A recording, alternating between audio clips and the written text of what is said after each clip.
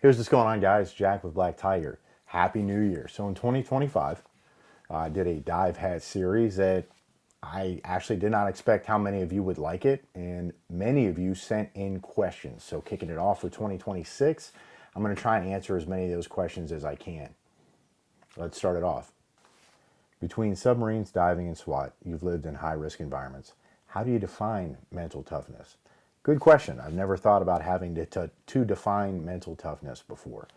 Because I always feel like if there's a ready definition for it, maybe that's too easy of an answer and you don't get real mental toughness out of that. I don't know.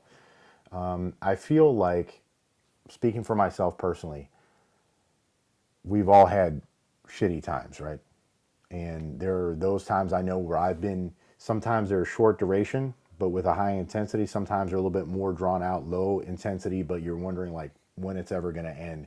And during that whole time, I'm sitting there analyzing like every decision that I ever made in my life to get me to this point to be in this experience.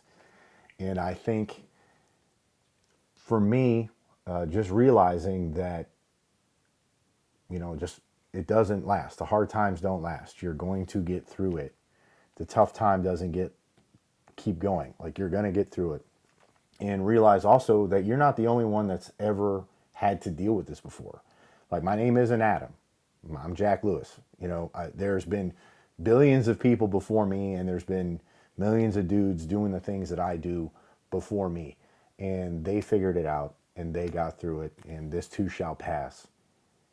And you're just going to have to gut it out and keep your head up and moving forward and trying to make the next right decision. You're going to get to a point where it's like, I can't see the next 5 steps forward.